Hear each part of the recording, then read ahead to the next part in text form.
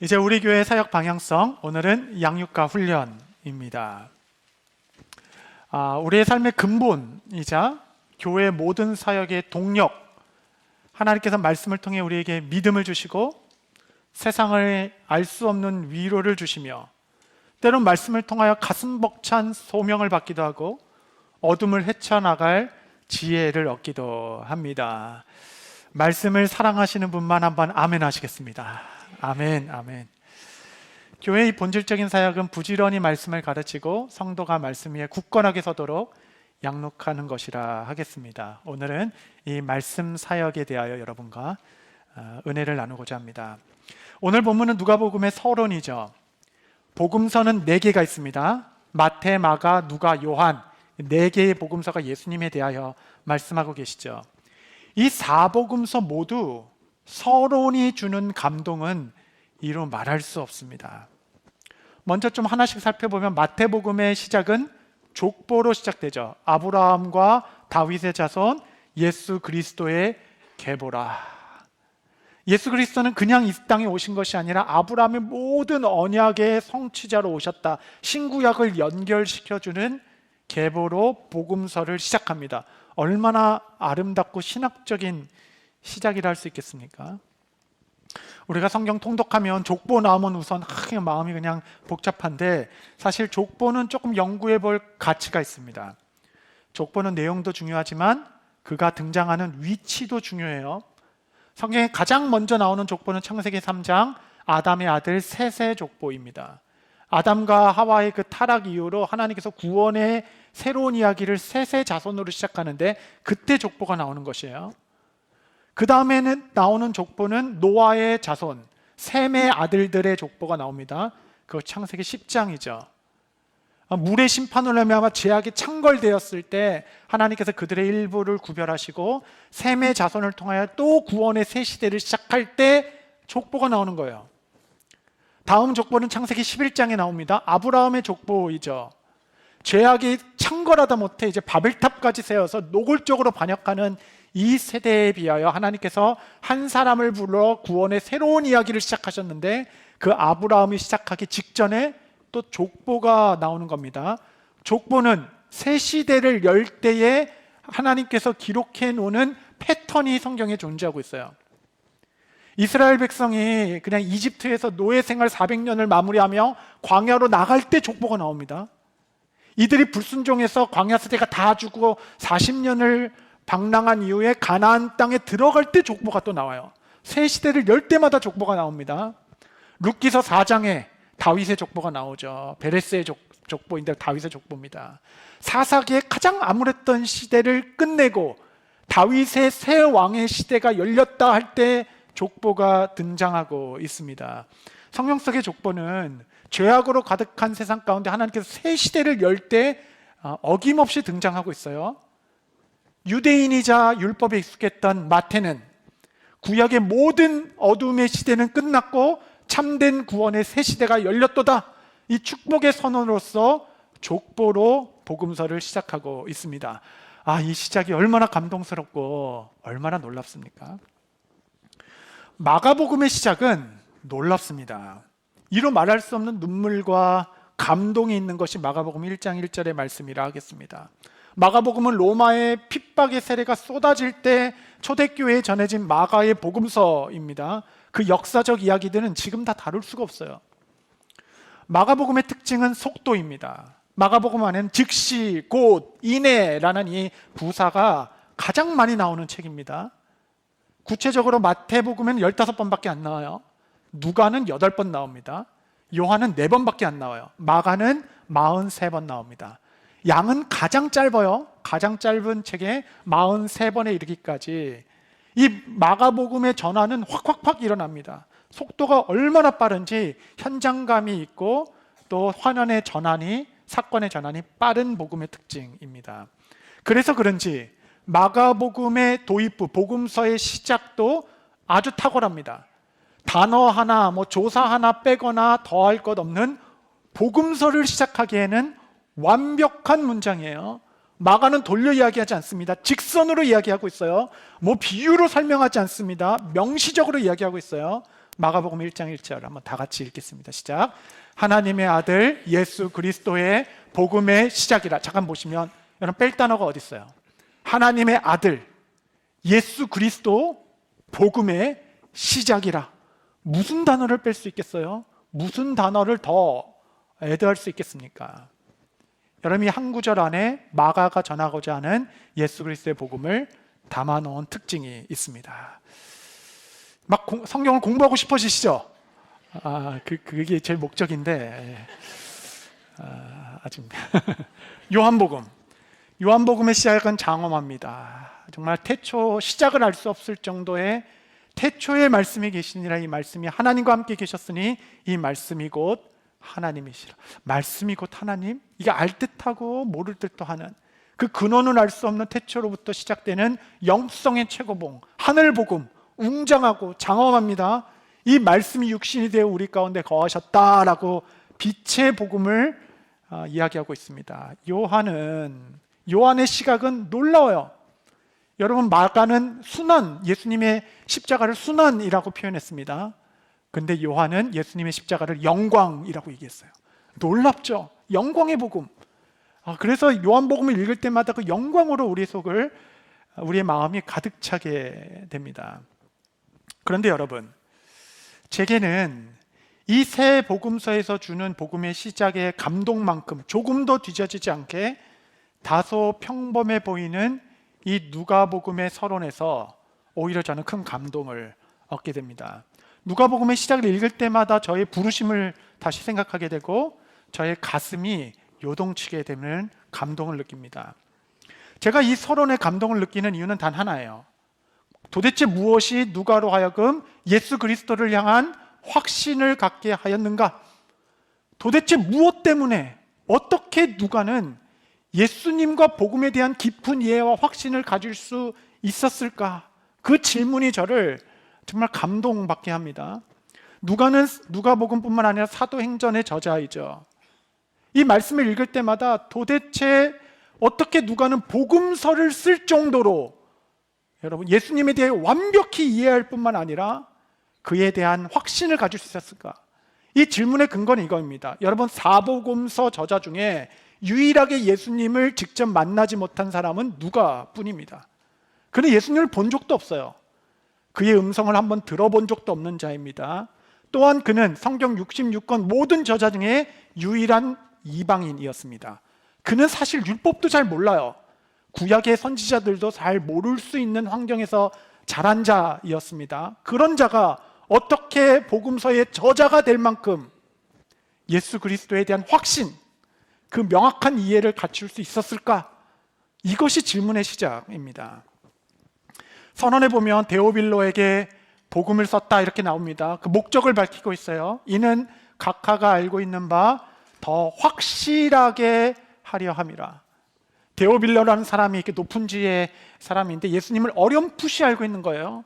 어렴풋이 알고 있는 그분에게 예수 그리스도에 대한 확신을 심어주기 위하여 내가 이 복음서 펜을 들었습니다 라고 얘기했습니다. 도대체 이 확신은 어디서 온 겁니까? 그는 예수님을 본 적도 없어요. 그의 가르침을 들은 적도 없습니다. 그는 정직히 얘기하면 2차 증거자예요. 1차 증거자가 아닙니다. 그런데 그는 성경 복음서에 1차 증거자로 기록되어 있죠.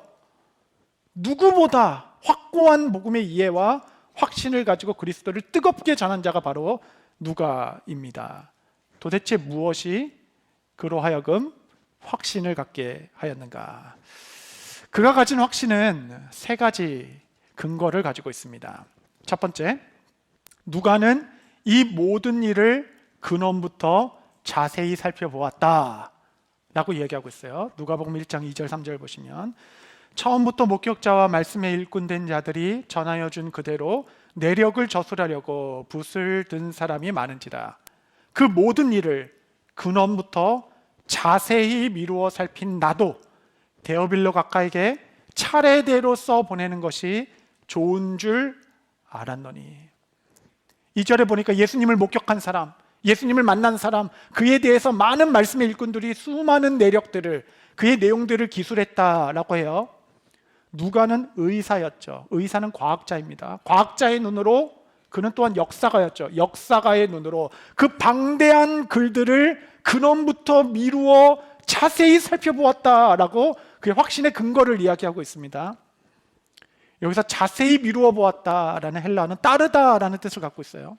단순히 그냥 지식 중심의 그냥 암기를 넘어서 삶이 담긴 연구, 말씀을 연구했고 그 말씀을 따라가 보았다라는 의미입니다. 누가복음은 말씀을 연구했습니다. 누가는 그는 말씀을 수동적으로 받은 내용도 있어요. 마태, 마가, 누가가 똑같은 내용들이 반복되고 있습니다. 하지만 동시에 그는 능동적으로 예수 그리스도에 대하여 연구하기 시작했어요. 그는 그의 행적을 따라가기 시작했습니다. 그래서 누가복음만 가진 이야기들이 많습니다. 양으로는 누가복음이 제일 길어요. 다른 복음서에 없는 세례 요한의 탄생 이야기는 누가복음에만 있습니다. 성탄절에 그 들에서 목자의 노래, 그건 누가복음에만 나와 있어요. 예수님의 유일한 12살 때에 성전에 가셨던 사건도 이곳에만 기록되어 있습니다. 탕자 이야기, 삭개오 등등 누가복음에만 담겨져 있는 하나님의 말씀, 그는 수동적으로 받아 적기만 한 것이 아니라 능동적으로 찾아다녔고 그 말씀을 연구했던 자입니다. 같은 사건도 수동적으로 그냥 카피하고 페이스트한 것이 아니었어요. 그 말씀 하나가 실제로 그러한가 상고해 보았고 단어 하나하나를 곱씹어 보았습니다. 그리고 단어 하나하나의 성령의 영감으로 말씀을 기록한 자가 바로 누가예요. 한 가지를 좀 예로 말씀드리면 마태복음과 마가복음 표를 보여주시면 마태복음 24장과 마가복음 13장 표 마태복음 24장 12절 13절 보면 무화과 나무의 비유를 배우라. 그리고 맨 밑에 똑같습니다. 인자가 가까이 곧 문 앞에 이른 줄 알라. 마가복음도 똑같아요. 보니까 무화과 나무의 비유를 배우라.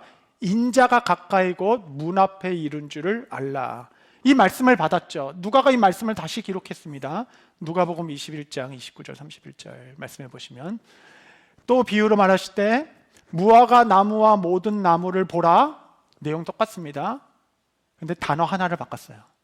하나님의 나라가 가까이 온 줄을 알라. 누가는 똑같은 말씀을 받아 적어도 인자라는 단어를 하나님의 나라로 바꾸었습니다. 누가가 본 예수님은 곧 하나님의 나라라 라고 선언하는 것이에요.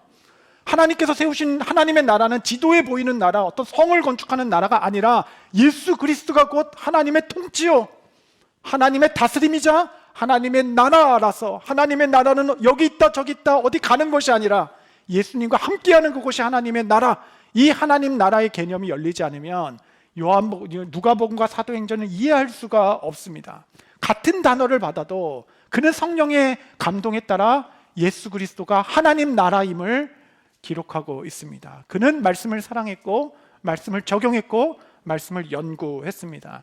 저는 누가가 가진 이 확신이 마치 구약에 많았던 선지자들과 같이 어느 날 들판에서 그냥 하나님의 말씀이 임하여 가라사대 이 말을 전해라 이렇게 계시로 적혀져 있지 아니하고, 그는 말씀을 사랑했고 말씀을 자세히 연구함으로 얻게 되었던 결과, 근거라는 것이 놀랍습니다. 놀라워요.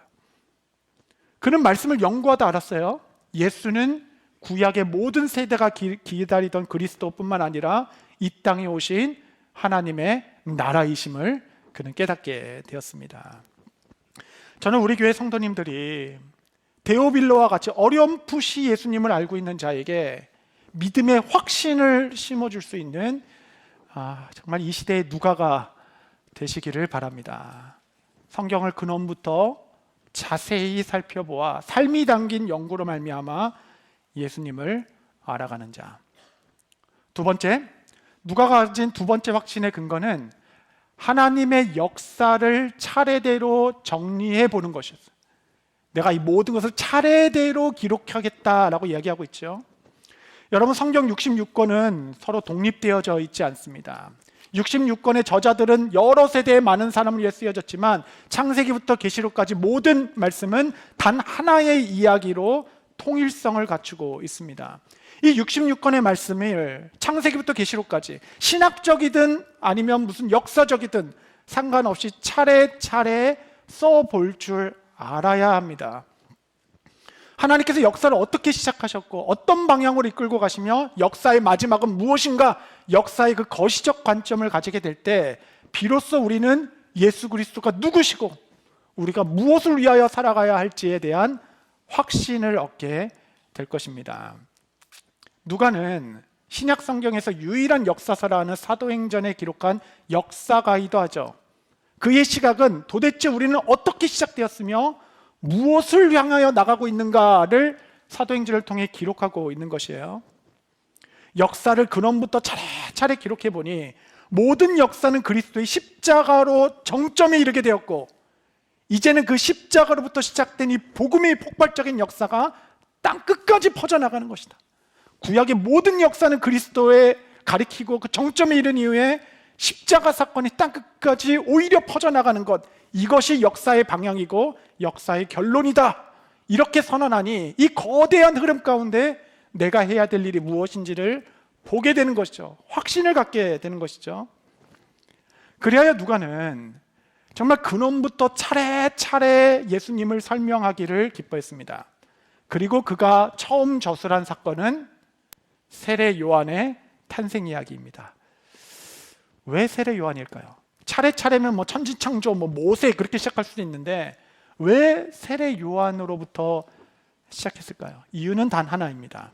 누가복음 16장 16절 보시면 율법과 선지자는 요한의 때까지, 세례 요한의 때까지요.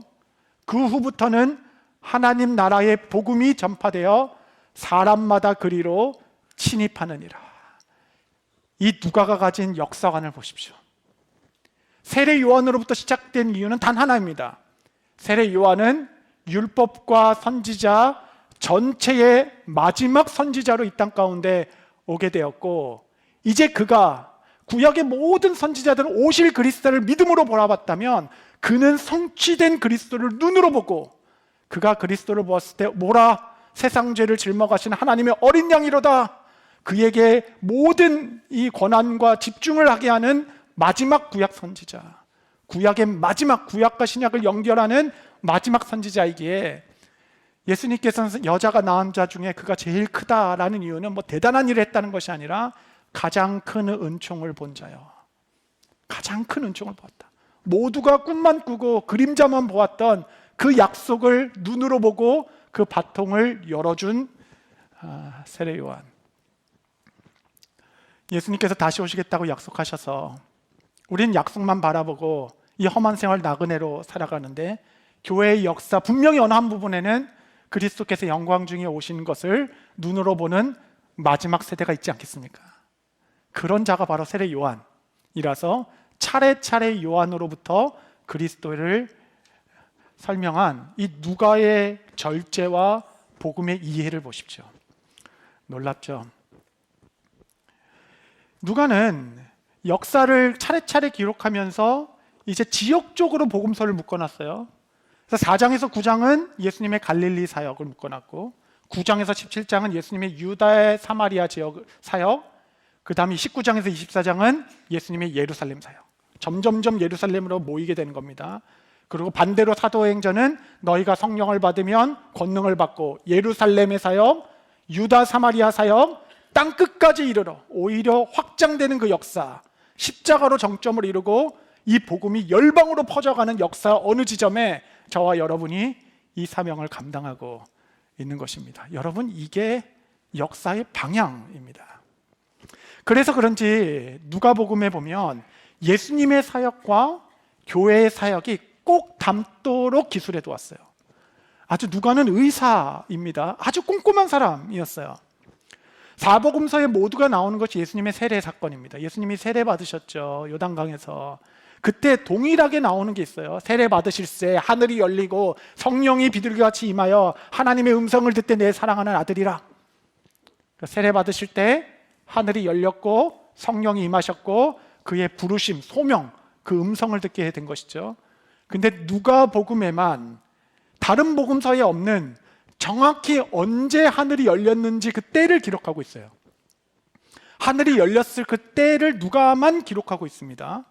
누가복음 3장 21절 보시면 백성이 다 세례를 받을 때 예수도 세례를 받으시고 기도하실 때에 하늘이 열리고, 기도하실 때에 하늘이 열리고 성령의 세례가 임하시며 하나님의 음성을 들었죠. 여러분, 이는 마치 다락방에서 120명의 제자들이 마음을 같이하여 기도할 때 하늘이 열리고 성령의 세례가 부어지기 시작하여 교회는 이 땅에 예수 그리스도의 몸으로 존재하는 예수 그리스도의 몸, 교회는 마치 그리스도가 이 땅에 복음을 위해 살아갔듯이 이제는 교회가 그리스도의 몸으로서 하나님의 복음을 위하여 살아가는, 공생애로 살아가는 교회의 시대.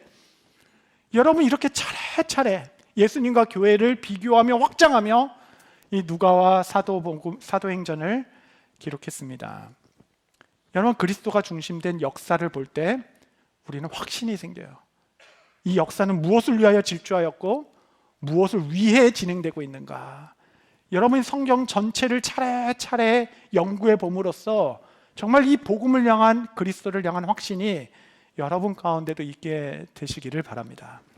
세 번째 누가가 가진 확신은 1절에 나옵니다. 1절에 보면 우리 중에 이루어진 사실에 대하여, 우리 중에 이루어진 사실에 대하여. 내가 다 연구해 보니까 하나님의 말씀은 단 하나도 땅에 떨어지지 않고 다 응답되었더라 라고 얘기하는 겁니다.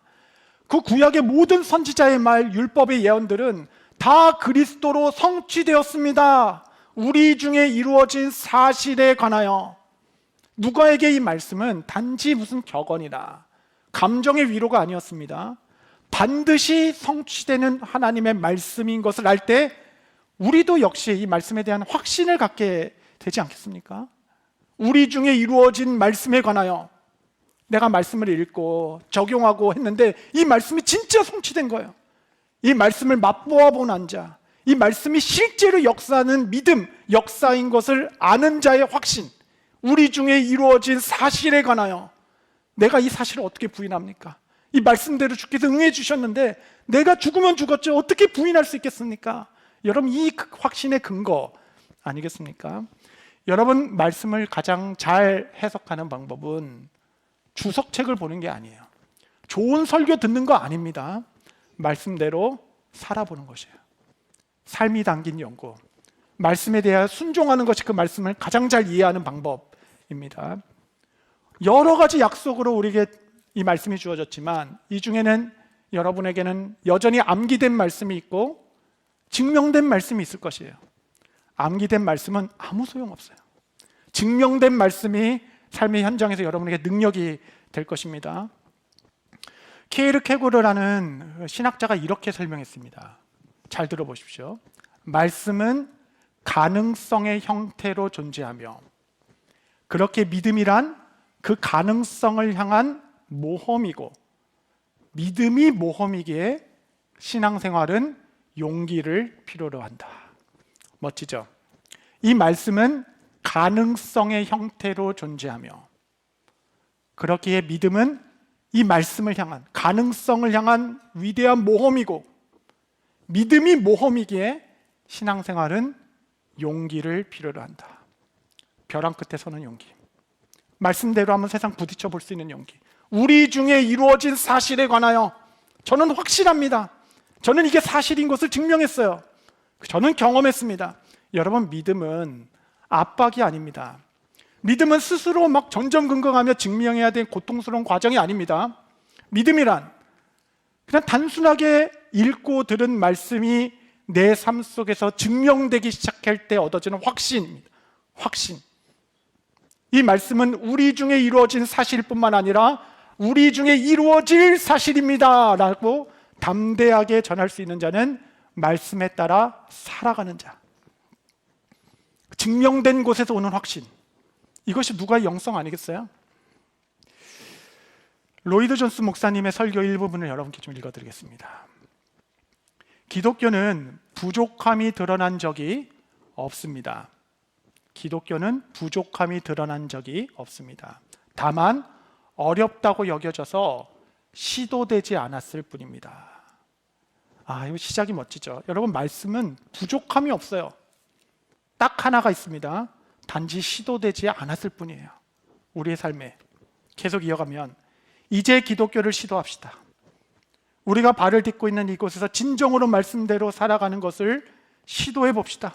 무한한 가능성, 인류의 유일한 소망, 누구도 차별 없이 구원을 얻을 수 있다는 아름다운 복음을 위한 시도를 오늘 시작합시다. 교회는 종교의 전파가 아닌 생명을 전하는 믿음의 공동체입니다. 복음을 살아내고 생명을 전하는 교회, 주 예수 그리스도와 함께 동행하는 교회를 만들어 갑시다. 참된 기독교를 시도합시다. 기독교가, 교회가 여전히 세상의 희망임을 저들로 알게 합시다. 오, 주님만이 우리의 참된 소망이십니다. 여러분, 말씀을 믿고 알되 아무것도 시도해 본 적이 없어서 그 어떤 것도 증명해 되지 않는 이 세대에 말씀을 연구하고 역사의 방향을 알았기에 우리 중에 이루어진 사실에 대하여 말씀의 확신을 가지고 예수님을 어렴풋이 알고 있는 우리의 다음 세대 데오빌로에게 예수 그리스도의 복음을 향한 확신을 전할 수 있는 이 시대의 누가로 세워지는 꿈과 비전, 이것이 교회의 본질적인 사역이고 우리가 함께 나아가야 할 방향일 것입니다. 말씀을 정리하겠습니다. 여러분, 저는 무슨 영성이 대단해서 태초의 근원까지 아는 사도 요한도 아니고 예수님의 골고다 그 길을 조용히 호립을 둘러쓰고 쫓아가 보았던 마가의 경험도 우리는 없죠. 그렇다고 우리가 태어나면서부터 유대인이라 모든 율법에 익숙한 마태도 아닐 것입니다. 누가와 같이 이방인이라 하는 우리 단지 우리는 말씀을 사랑하고 그 말씀을 근원부터 자세히 살펴보기 시작하고 그 역사의 방향을 차례대로 기술해 몸으로써 세상을 이해하는 관점을 갖추게 되고 무엇보다 이 말씀을 지식에 머무는 것이 아니라 증명된 말씀, 경험된 말씀, 우리 중에 이루어진 사실, 이 말씀에 대한 확신을 가지고 그리스도를 다음 세대에 전파하는 누가로 살아가는 말씀의 사람들. 여러분은 2차 증거자가 아닙니다. 1차 증거자가 될 것이에요. 누구보다 강한 확신과 그리스도에 대한 깊은 이해로 다음 세대의 말씀의 통로가 되는 자들. 저는 이 누가복음의 시작이 겸손하고 작지만 다른 어떤 복음서보다 아름답고 위대한 도전으로 우리 가운데 다가옴을 보게 됩니다. 여러분, 오늘 설교는 구체적인 적용이 있습니다. 여러분, 일생에 한 번은, 그게 언제인가 상관없이 인생에 한 번은 우리가 믿고 생명이다, 진리다 말하고 있는 우리 중에 이루어진 사실에 대한 이 성경 말씀을 자세히 미루어 보고 창세기부터 계시록에 이르기까지 차례차례 한번 정리해 볼 수 있는 시간이 우리에겐 필요합니다. 신구약 전체를 한번 살펴보기 시작하고 성경 전체를 통일성 있게 관통하는 교리 체계를 정리해 보는 것. 교리는 복잡하지 않습니다. 교리는 아름다워요. 교리가 든든하면 교회는 건강하게 됩니다. 여러분, 우리가 이제 일주일에 한 번씩 교회에 와서 30분씩 영의 양식을 먹는 게 분명히 우리 영혼에게는 유익이 되지만 성경 전체를 체계적으로 정리하는 데는 한계가 있습니다. 저는 우리 교회가 여러분을 위하여 함께 세워가고자 하는 Foundations, 말씀 연구의 시간에 여러분의 진지한 참여가 있기를 바라고, 순별로 시작하는 성경 통독 운동이 순마다 일어나게 되기를 바라며, 여러분 또 사순절을 맞이해서 우리 영성사역부가 좋은 걸 준비해 주셨더라고요. 사복음서 읽기. 이 40일 동안 내가 사복음서 한번 읽어보겠다. 그 말씀을 두루 살펴보며 그 은혜 가운데 거하고 1:1 양육을 시작하며 말씀 공부에 한번 뛰어들어 보는 것. 정말 우리 중에 고급반을 원하시는 분은 김동수 박사님이 하시는 또 바울 신학 대학원도 좋습니다. 100% 장학금으로 운영돼요. 그것도 아주 좋습니다. 여러분, 몇몇 분들이 저를 향하여 목사님은 선교에 아주 열정이 뜨겁다 이런 격려의 말씀을 해주시는데 사실은 그렇지 않습니다. 저는 선교를 향하여 뜨거운 마음이 있는 자가 아니라 저의 심장은 말씀을 연구하고 말씀을 전하는 것에 있어요. 그런데 말씀을 연구하고 말씀을 전하다 보니 이 말씀이 저를 자꾸 선교로 이끌어가는 것입니다. 여러분, 부흥은 언제나 말씀으로부터 시작되는 것이에요. 말씀이 교회를 지키고 여러분의 가정을 지키고 여러분의 삶을 지키고 여러분의 삶을 하나님의 뜻대로 이끌어 가게 될 것입니다. 우리 교회가 올해 시작하는 여러 말씀 훈련에 저는 말씀의 종, 이 시대의 누가 되신 여러분들이 진지한 참여와 또 참여가 있게 되시기를 바랍니다.